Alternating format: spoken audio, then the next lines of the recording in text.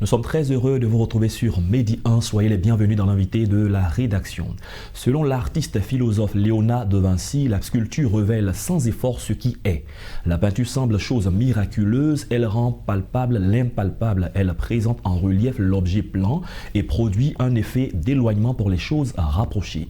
C'est un artiste, peintre, sculpteur, graphiste et décorateur que nous recevons aujourd'hui à travers des jets et touches fragmentées. Cet artiste nous présente l'environnement qui rythme la vie infantile et juvénile. Nous recevons pour vous, chers téléspectateurs, Gala Nyoité, des artistes, peintres et sculpteurs. Bienvenue sur notre plateau.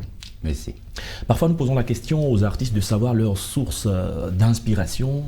Où est-ce qu'ils puisent ce qui leur donne cette force à produire? La même question pour vous. Votre source d'inspiration? Ma source d'inspiration, je dirais que c'est d'abord mon pays. D'accord. Voilà. Avec sa diversité culturelle, avec, je dirais, l'environnement qu'elle me procure. Voilà, donc je pense que ça part de là déjà. D'accord. Vous avez certainement connu les mêmes réalités que les personnes de votre âge, les artistes de votre génération. Parfois, on estime que la peinture, tout ce qui est d'ordre artistique, c'est un passe-temps. Aujourd'hui, vous êtes la fierté, on dirait, de la Côte d'Ivoire. Oui, vraiment merci. Si vous trouvez que je suis la fierté, voilà, je me réjouis et je pense que je vais faire mieux encore. Mais il faut dire que vraiment, j'ai été victime de ça. Et ça, on vit ça au quotidien. Voilà, donc c'est un peu ça.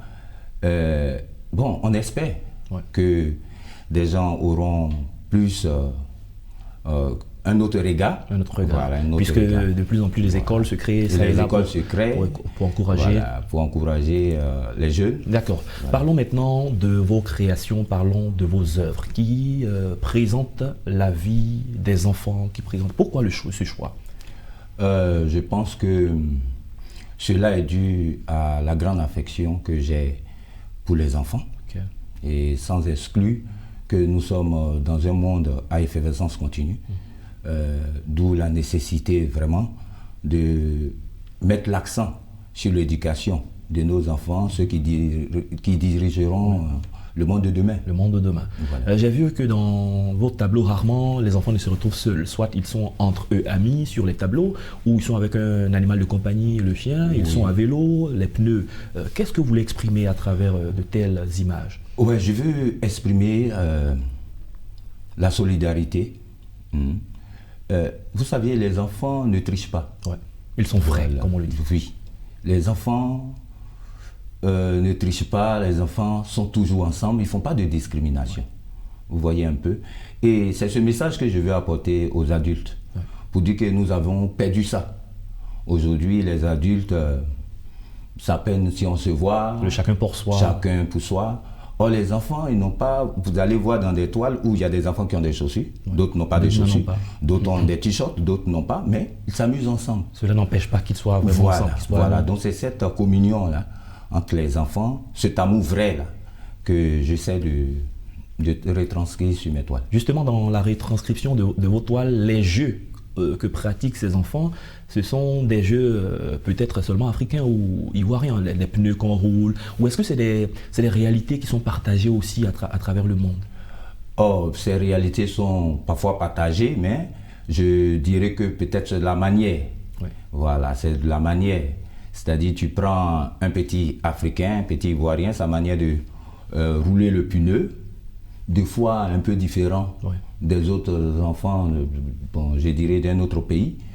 Mais il faut dire que c'est plus, je suis plus axé sur les enfants de mon environnement et sur mon enfance.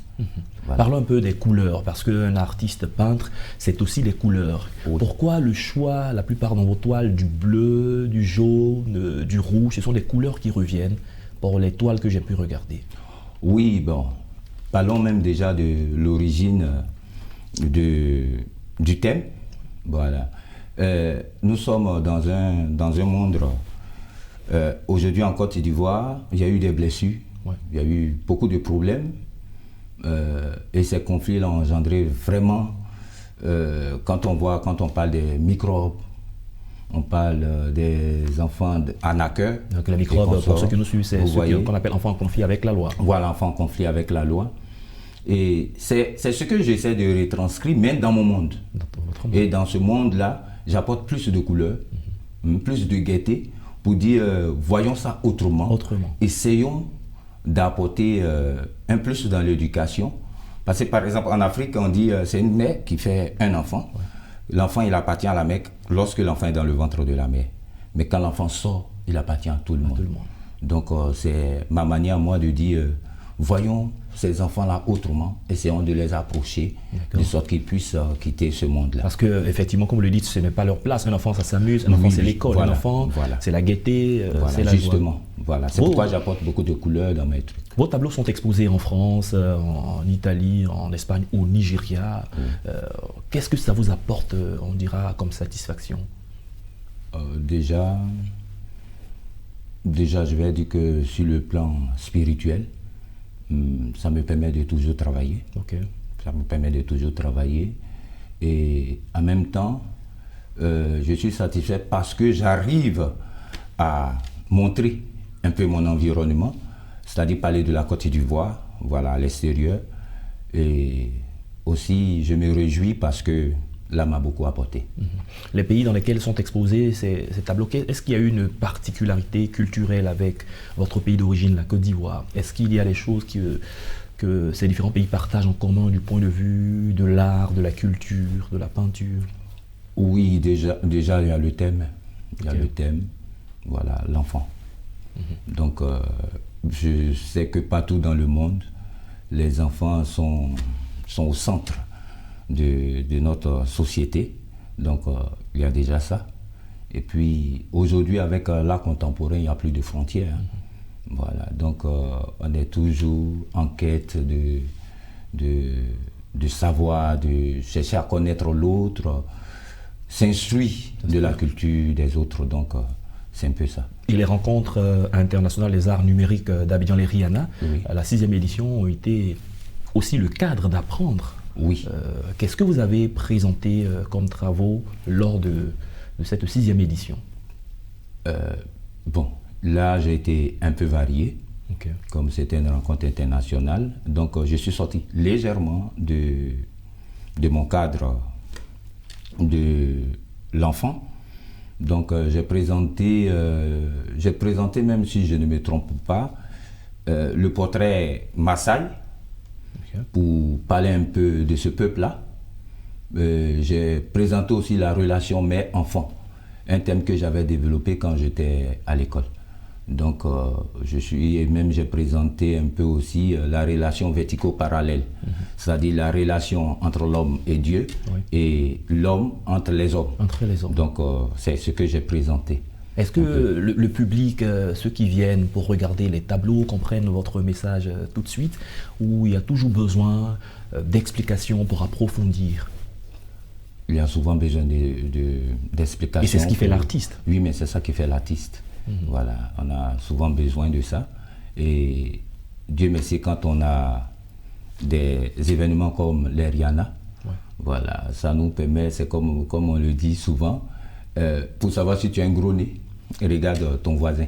Tu sauras si tu as un gros nez. Donc c'est pour dire que à travers, c'est comme un miroir. Donc à travers les Rihanna, on arrive à s'évaluer, on arrive à se prendre plus en considération, parce que là, c'est vrai que l'artiste crée, mais le public a son mot à dire. Et c'est ça qui fait l'environnement artistique. Donc à travers ces événements-là, on arrive à s'orienter aussi. Comment prenez-vous en compte le mot du public? Comment vous prenez en compte son appréciation? Oui, sa perception de votre œuvre? Oui, c'est les premières critiques, c'est à cause d'eux qu'on travaille. Je pense que quand on veut communiquer, c'est à cause d'eux. C'est à eux on apporte ce message. Donc déjà, le manière de voir, d'apprécier, nous donne quand même des indications, des orientations. Donc le mot est vraiment très important. Est-ce qu'il y a certaines de vos œuvres que vous chérissez tellement que vous n'êtes pas prêt à mettre à disposition? Les artistes ont toujours ce truc. Oui, franchement. Franchement, il y a une œuvre au dernier moment, c'est parti. Vraiment, difficilement. Oui, c'est parti difficilement. Et là même, c'est parti, je n'ai pas vendu. Voilà, j'ai préféré donner... Mais vous en êtes le concepteur, le créateur, donc vous aurez la possibilité d'en produire davantage. Oui. Gala Nyonté, merci. C'est ici qu'on va s'arrêter pour cette émission. Vous êtes artiste, peintre et sculpteur. Avec vous, on a parlé de peinture, faire revivre l'enfance. Merci de cette belle expérience que vous partagez avec tous nos téléspectateurs. Merci d'être passé sur notre plateau. Merci à vous, monsieur. C'est la fin de cette émission. Merci à tous de l'avoir suivi. Bonne suite de nos programmes sur Média.